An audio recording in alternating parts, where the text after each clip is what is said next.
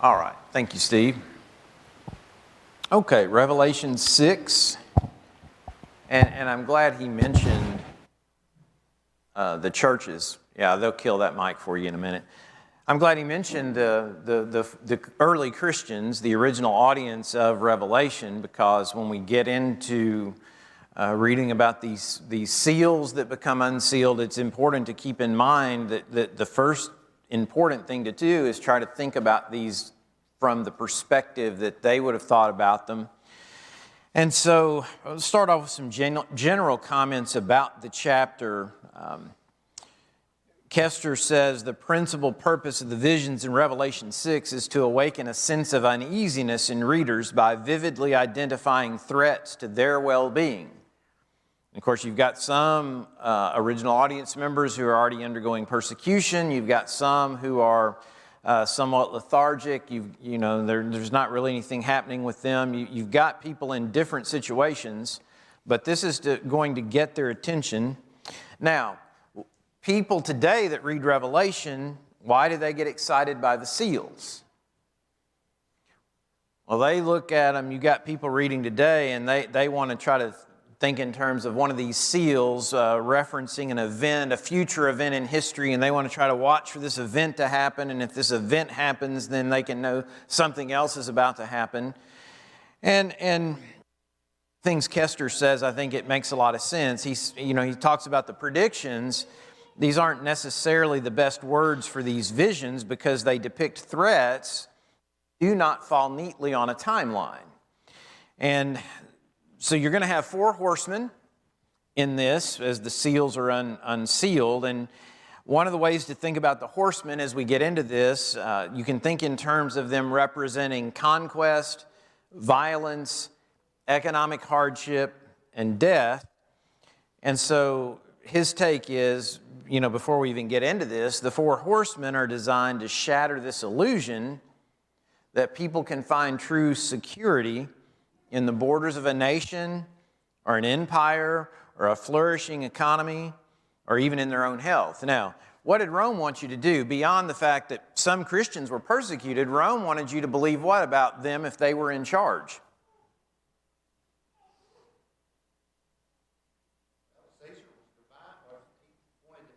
Yeah, if we're taking care of everything, everything's good. That's if you would fall in line with them, that's what they wanted you to believe about them. And so it's going to shatter all of this. Now, one of the big questions that comes up is some people are these 4 seals with the 4 horsemen, are they revealing God's plan for the punishment of Rome, or are they revealing plans for the end of time? And there are opinions on both sides, and we'll talk about some of that as we go. Obviously, if you've got questions or comments, please throw those in as we go.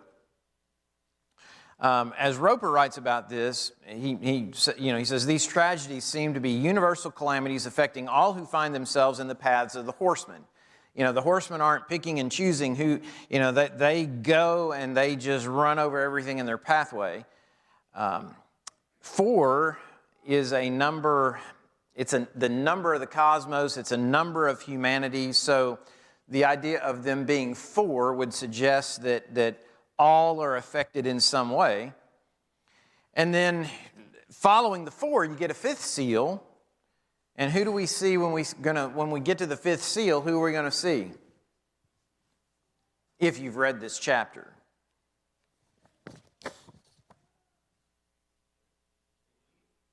The martyrs. Those who have died for their faith. And they're going to ask one of the 2 big questions in the chapter. What is the big question the martyrs are going to ask? How long? How long is it going to be before you avenge? And that's a pretty good question if you've paid for your faith with your physical life. And then the chapter is going to close with a second big question, and that question is what? Verse 17, the chapter closes with the question, who then is able to stand? And after we read about everything that these four horsemen are going to do, the natural response would be, nobody can stand. But then when you get into chapter 7, what you're going to see is that those who have this relationship with God will be able to stand. So we'll dive into it and we'll kind of go from there. Now remember what's happened. There's been this scene in heaven. The Lamb is revealed. John has been upset. Why? There's a scroll, and what does there not seem to be anybody that can do? Open it. But then the Lamb is revealed, and it's the Lamb who's going to open the scroll. And so I don't know what John might be expecting, but you've got to believe that what occurs probably isn't what he's expecting to have happen. So, chapter 6, verse 1. Then I saw when the Lamb broke one of the seven seals, and I heard one of the four living creatures saying as with a voice of thunder, "Come." So these horsemen, one of the points that's made, each one of them isn't acting completely on his own. Though he has to be invited, he has to be released. And so I looked, and behold, a white horse, and he who sat on it had a bow, and a crown was given to him, and he went out conquering and to conquer. So, what does the white horse represent? That's the first question that we've got to deal with. Well, at the time horses were a sign of war. Horses? They were used in war. Right. And so you've got warfare, and horsemen commonly used. Various armies had bowmen. And the most famous mounted bowmen of John's day were people from Parthia. And if you've read about this, what was interesting about the Parthians related to Rome? Hudson, you want to weigh in? You know all this stuff better than me. You probably ought to be teaching it. What was interesting about the Parthians? They were the one group that Rome just couldn't run over. They were the group that actually could stand up to Rome. And so there's debate about who's riding the white horse, because later in Revelation there's a white horse, and who's riding the white horse later on in Revelation?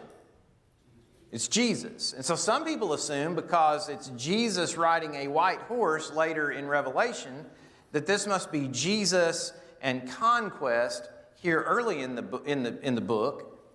But I don't necessarily believe that or hold that to be the case. Now, some authors do, but when you think about the comparisons, about the only really common thing is the fact that there's a white horse involved.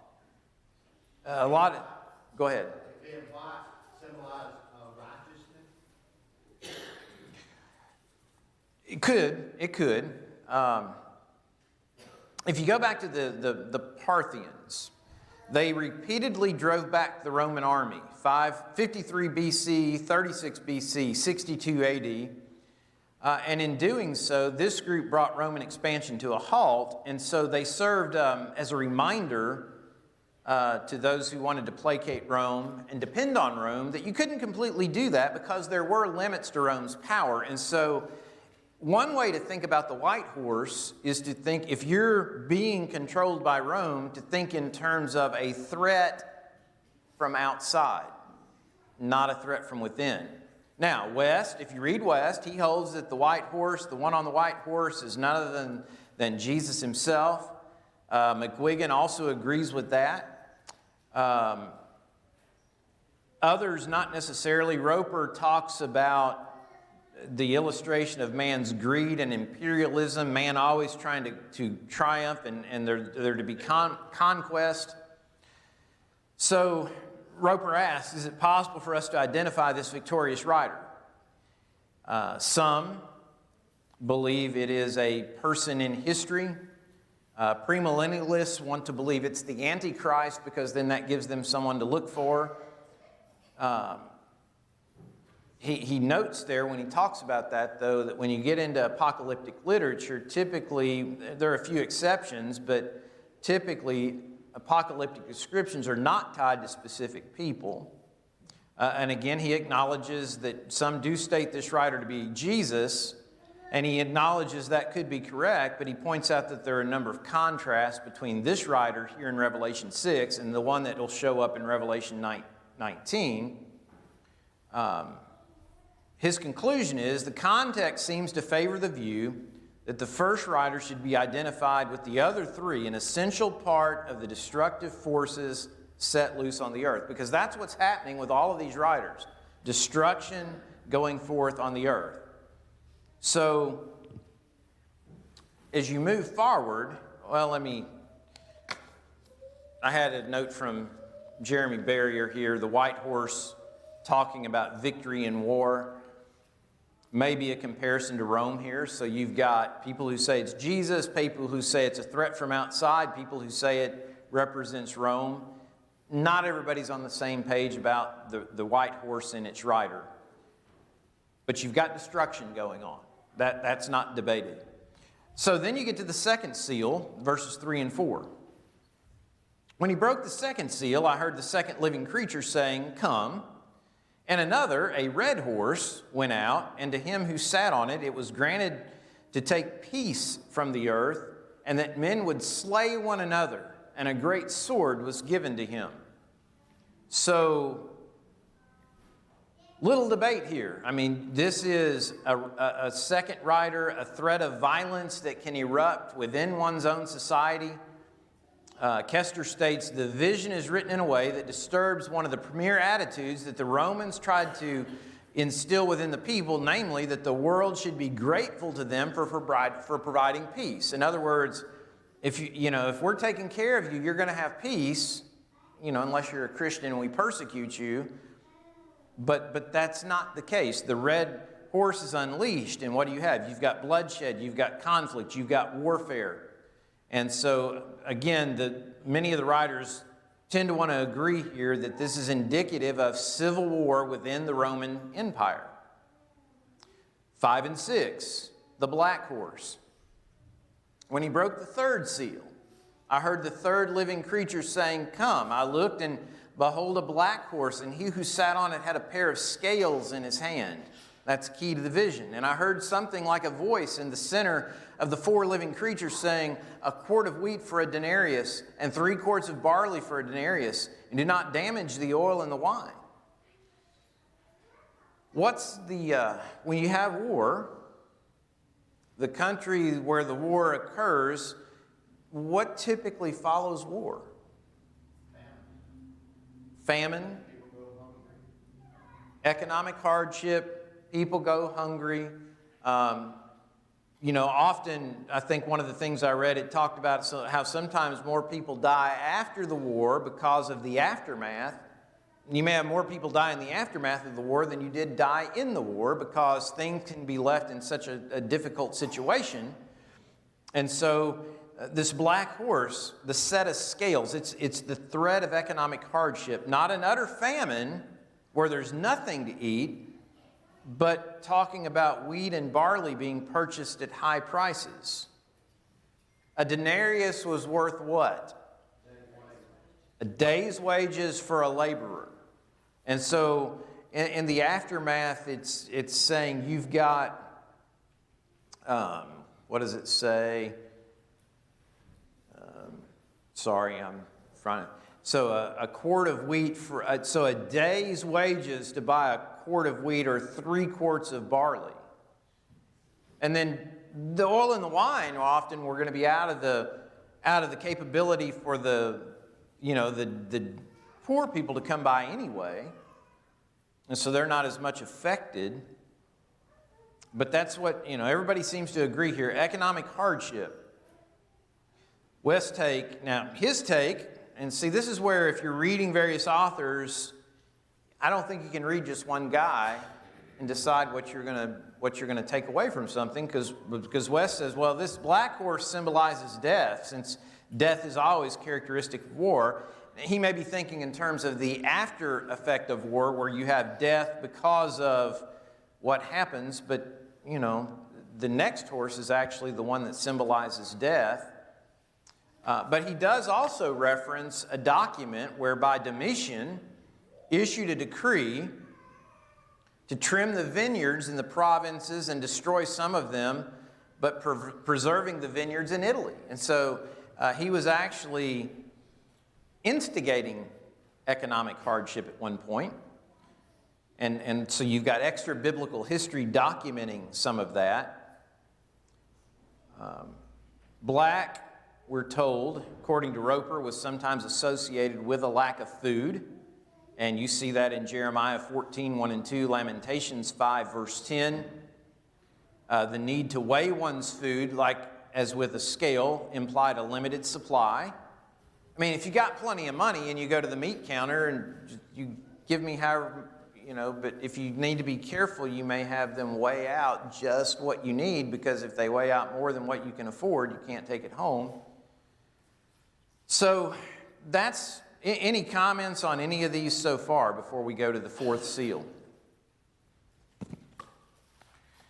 The fourth seal, death, verses 7 and 8. When the Lamb broke the fourth seal, I heard the voice of the fourth living creature saying, "Come," and I looked, and behold, an ashen, this is the New American Standard, horse, and he who sat on it had the name Death, and Hades was following with him.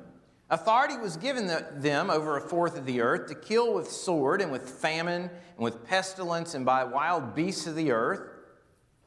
These, by the way, are the same four mentioned in Ezekiel 14 when Ezekiel is talking about the punishment of Jerusalem. And again, so it comes back to that, the better you know your Old Testament, the more some of this would make sense. And so I'm thankful for the commentators who can bring out the things that might not necessarily come to mind for us at first. But this ashen horse, it's actually a sickly, pale, sickly green. I guess it was Roper called it the grisly hue of flesh long dead. So if you've ever seen a body that's been deceased for some time and the change of color, he's saying this horse evidently looks like death. And so associated with death is typically Hades. And so you see those two running together here in Revelation. Kester says, the specter of death heightens and expands the threats represented by the previous horsemen, hemming readers in with forces that ultimately reach beyond human control. And he raises the question, where is God in all of this? Is God inflicting these troubles? No. Is God allowing them to occur? Yeah, he is. That's where these... When the horse is told to come, the horse is released. The horse can't do anything that God doesn't allow. So God has allowed it, but he doesn't inflict these troubles. So they're not operating independent of God, even though God's not doing it. And one of the things Kester points out is some similarities to things we find in Zechariah chapter 1, 11 and 12, 6, 1 through 8. For change to come, God is going to allow these horses to disturb what otherwise would be regarded as peace. And I was going to go back to some of what Roper said here. Tribulation experienced throughout the world. He reminds us that in Revelation, death and Hades are always paired together, always running together. You see that in 1 verse 18, 20, verses 13 and 14. Death claims the body, Hades claims the soul. So this seems to be about death that is more than just persecution of Christians, but rather the general mistreatment of mankind. Mankind is going to go through difficult days. And so a lot of death as these four horsemen do their work. Now, we haven't established when all these things are going to occur, have we? And it's not really established here in the book. It's just it's talking about what happens. Things that happen that lead up to God setting everything right. So then you get to 9 through 17, which will be the fifth seal and the sixth seal. The fifth seal is the one that takes us to the martyrs, and a few general notes here. The martyrs are in heaven, or so it would seem, and there are the martyrs in pain at this point. If you're reading about the fifth seal. Let me go ahead and read it. Let me read the fifth seal. When the Lamb broke the fifth seal, this is verse 9, I saw underneath the altar the souls of those who'd been slain because of the word of God and because of the testimony which they'd maintained. And they cried out with a loud voice, saying, How long, O Lord, holy and true, will you refrain from judging and avenging our blood on those who dwell on the earth? And there was given to each of them a white robe, and they were told that they should rest for a little while longer until the number of their fellow servants and their brethren who were to be killed, even as they had been, would be completed also. So are they in pain at this point, seemingly? They're waiting. And it sounds revengeful, but it's not in his plans as black revenge. No, and right, and they're given what kind of robe? They're given the white robe. It makes me think of the last two verses of Hebrews 11. They've not been made perfect apart from us. Okay. That'll wait until the final. They are waiting for something final to occur, but they're not in pain at this point. And so what it's going to drive toward, they paid for their faith with their physical lives, and yet now, oh, and by the way, are they dead or alive? They live on, okay? They're aware of what's going on. And that's important to remember. So they're very much alive, and so now they're comforted even while these tribulations are going on the earth. So one of the things that's mentioned by Kester is kind of interesting. He says these visions, you've got martyrs resting in heaven now, 9 through 11, and the remainder of humanity being disturbed on earth, 12 through 17. We haven't read that yet.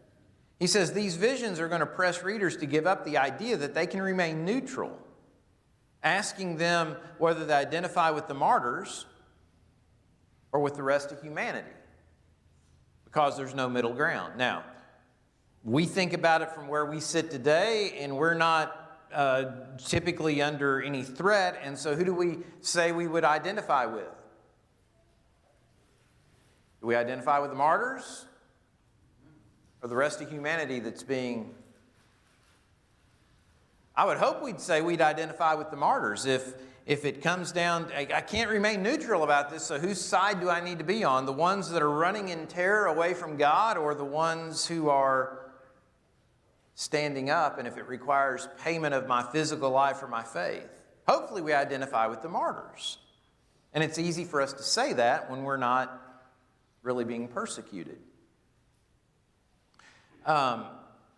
He says at the same time, though, the text shows that heavenly perceptions of the two groups are the opposite of earthly perceptions. The earthly view would be, wow, the story of the martyrs, it's a story of suffering and loss, sadness.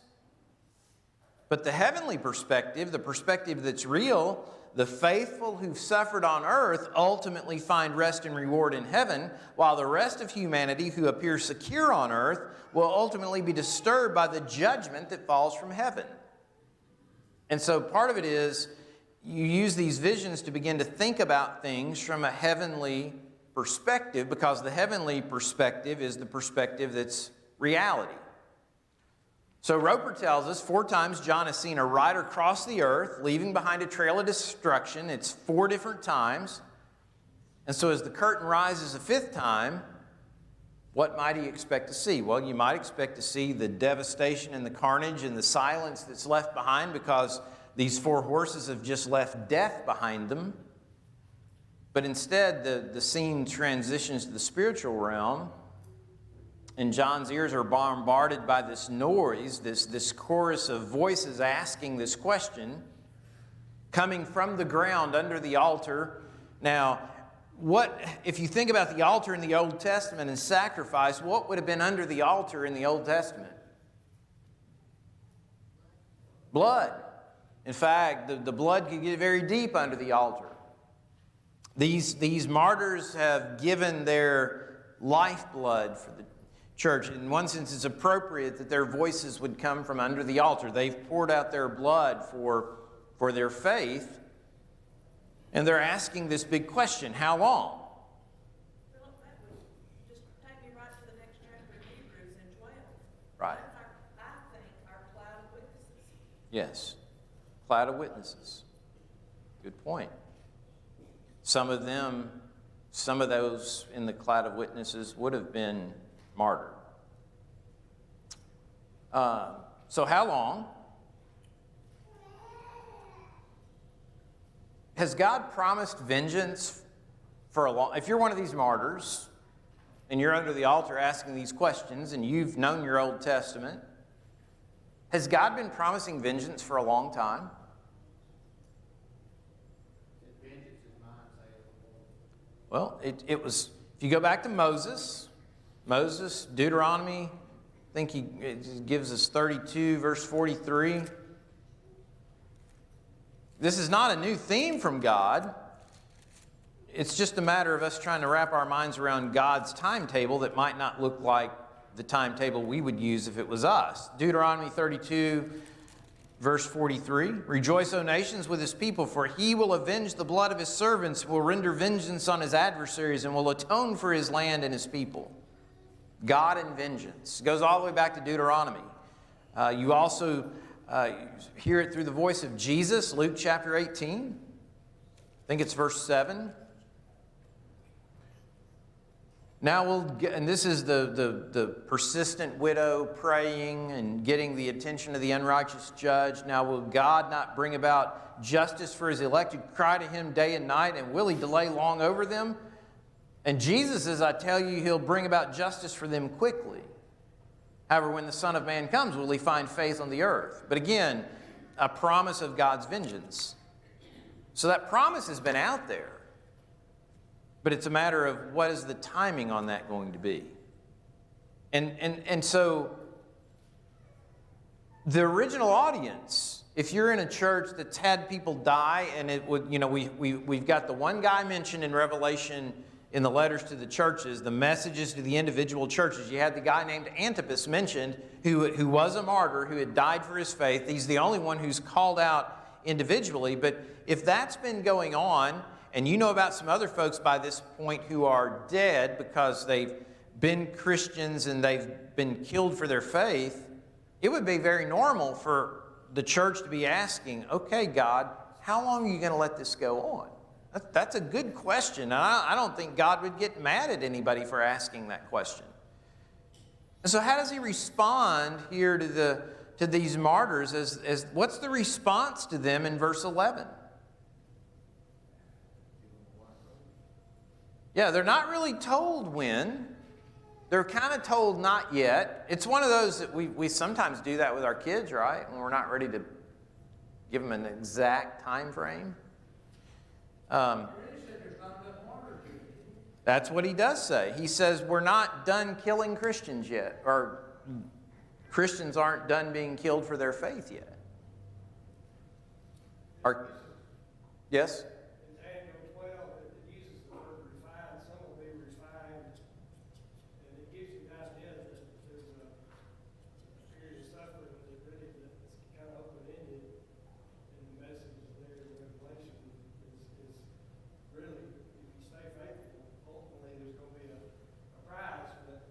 Open-ended suffering. Now, we know later on in Revelation, we're going to read about Rome's rule coming to an end. We're going to get to that.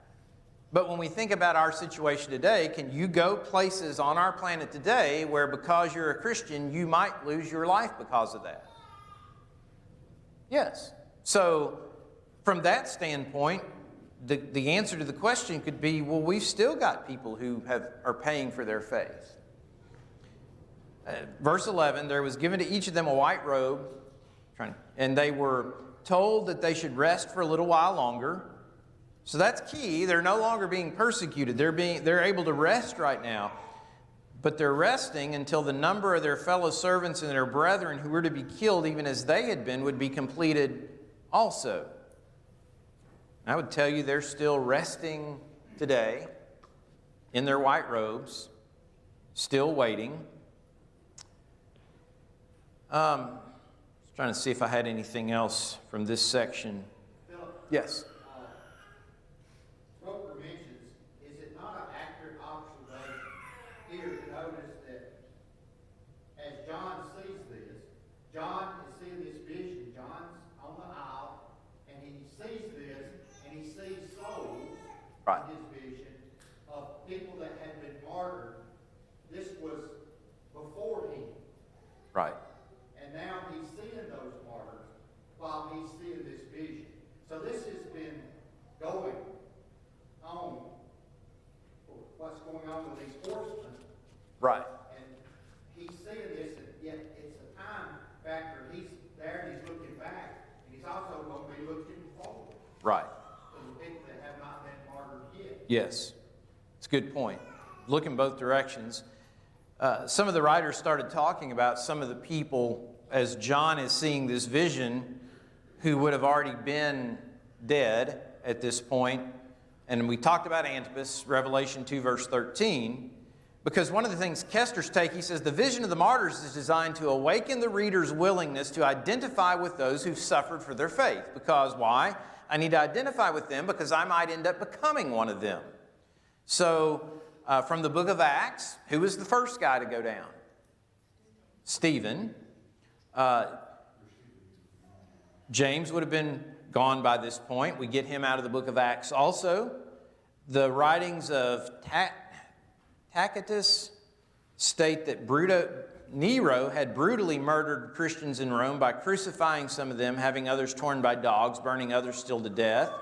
When you get on over, I think it was Roper that wrote about, by this point, Paul likely is gone. Paul would have been gone. Luke and Timothy, and I'm not sure where he sourced those.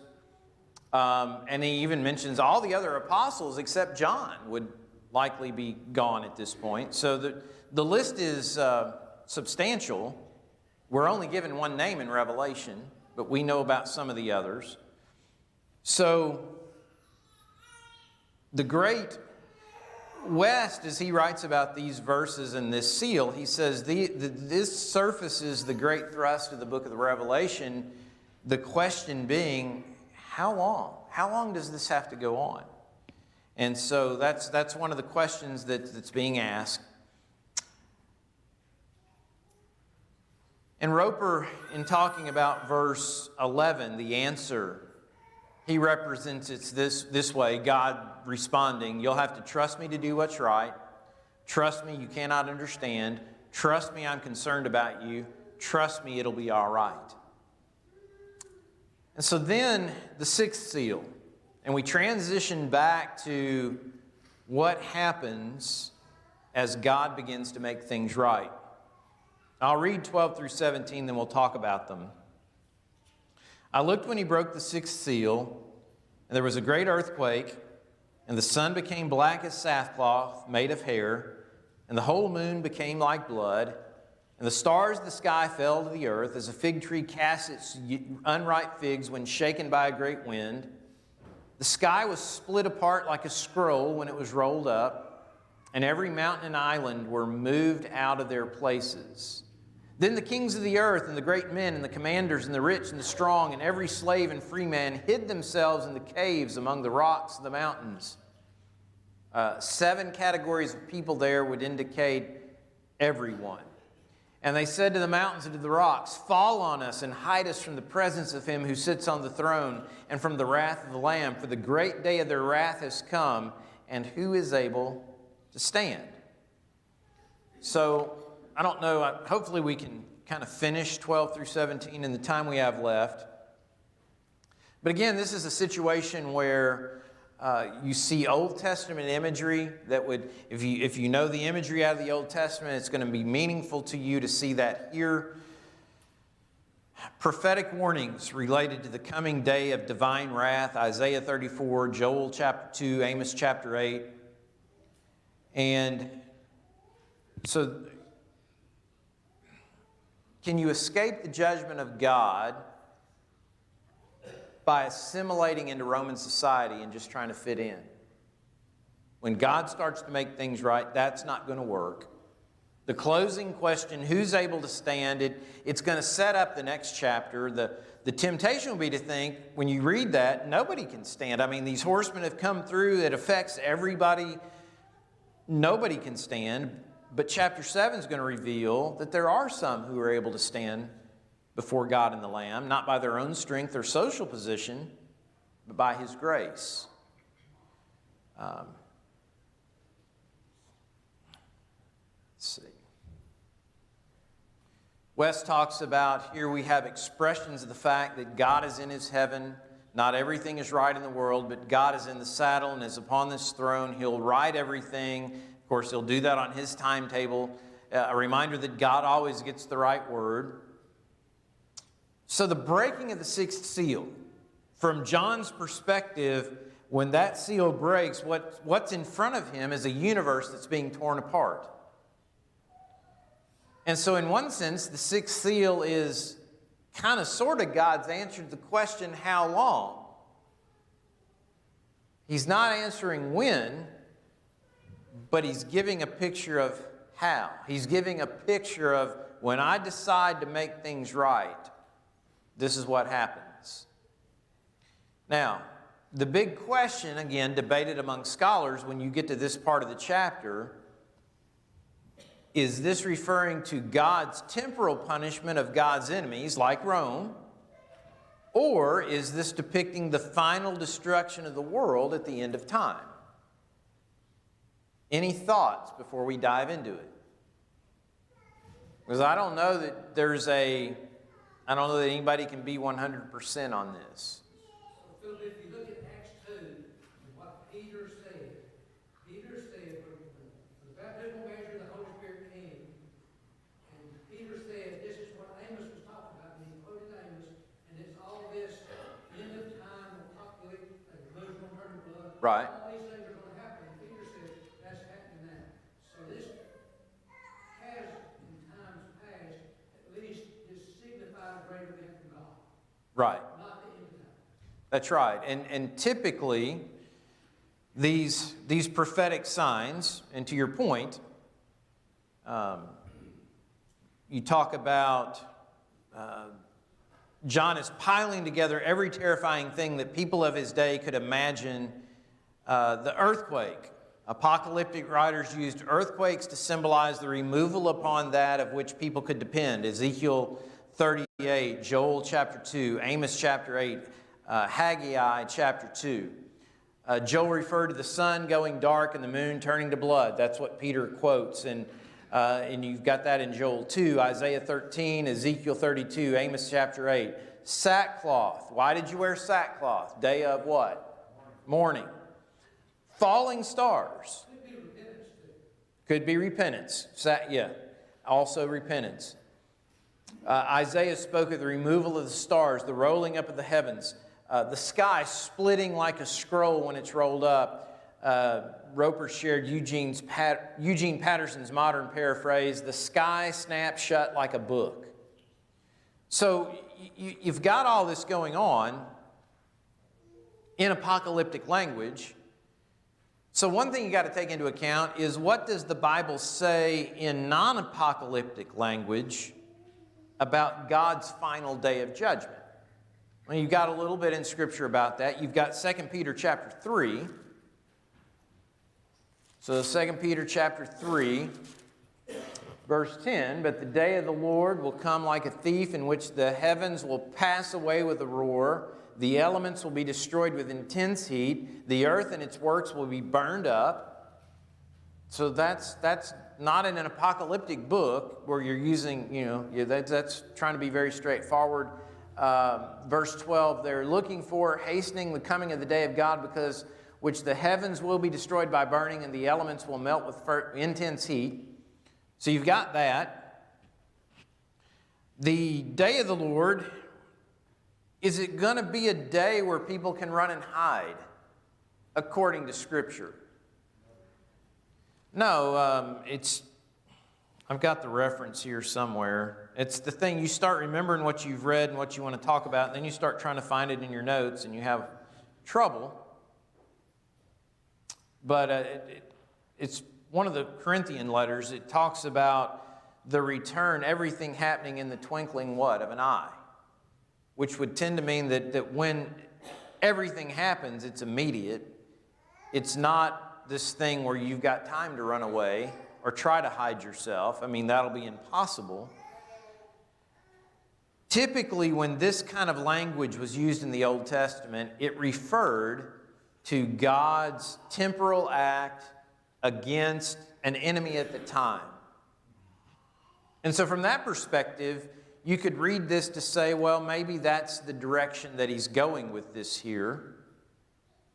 But there's also, and we're going to be out of time, so we'll finish this on January 1st, but there's also plenty here to make you think and support the idea that this probably does look toward the end, the very end of time, because the very next thing that occurs is the salvation of the faithful. So that's one where we'll kind of leave it there, and I need to make a note about where we're going to pick up in my notes. So I'll make that, well, I don't have my pen over here, but I'll make that note when we're done.